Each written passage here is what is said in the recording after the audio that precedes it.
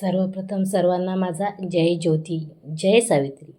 मी सौ माधुरी गजानन धनोकार, सावित्री शक्तिपीठ, अकोला, महाराष्ट्र.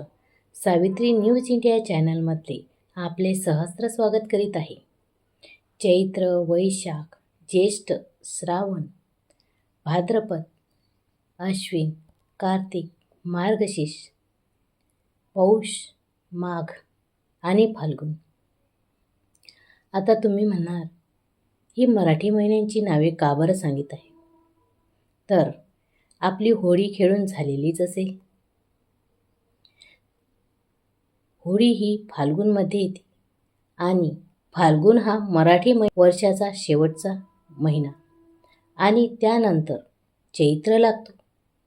चैत्र गुढीपाडवा आपण या दिवशी हा सण साजरा करतो.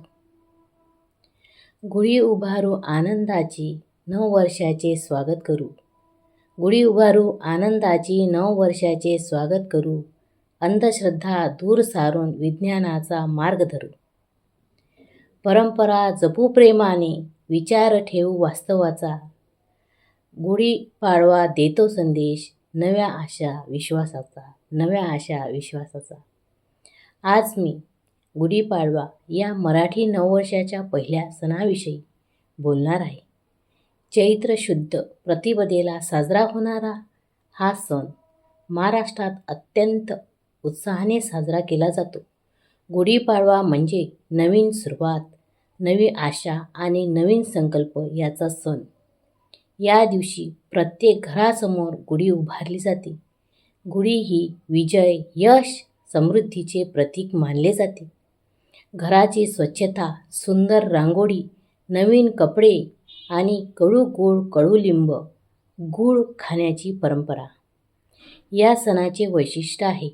या कडुगोड चवीत आपल्याला जीवनातील सुख आणि दुःख दोन्ही समानपणे स्वीकारण्याचा संदेश मिळतो. परंतु काही वेळा या सणाशी काही अंधश्रद्धा जोडल्या जातात. काही लोक असे मानतात की गुढी नीट उभी केली नाही तर वर्ष वाईट जाईल किंवा काही विशिष्ट विधी केले नाहीत तर अपशकुन होईल. परंतु वास्तव असे आहे की सणांचा उद्देश अंधविश्वास पसरवणे नसून आनंद आणि सकारात्मकता निर्माण करणे हा आहे. आजचा काळ हा विज्ञानाचा आहे, प्रगतीचा काळ आहे. त्यामुळे आपण परंपरा जपून असताना तर्कशुद्ध विचार आणि वैज्ञानिक दृष्टिकोन स्वीकारणे आवश्यक आहे. अंधश्रद्धा आपल्याला मागे नेते तर ज्ञान आणि विज्ञान आपल्याला पुढे घेऊन जाते. गुढीपाडवा आपल्याला सांगतो की जुन्या चुका विसरून नव्या आशा आणि नव्या स्वप्नांसह जीवनाची सुरुवात करा.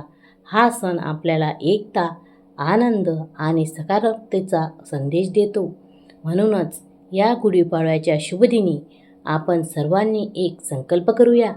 अंधश्रद्धा दूर करून विज्ञानाचा मार्ग स्वीकारू आणि समाज अधिक प्रगत व जागरूक बनवू. गुढी उभारू आनंदाची, अंधश्रद्धा दूर करूया. ज्ञान विज्ञानाच्या प्रकाशाने नववर्ष उजळूया. धन्यवाद.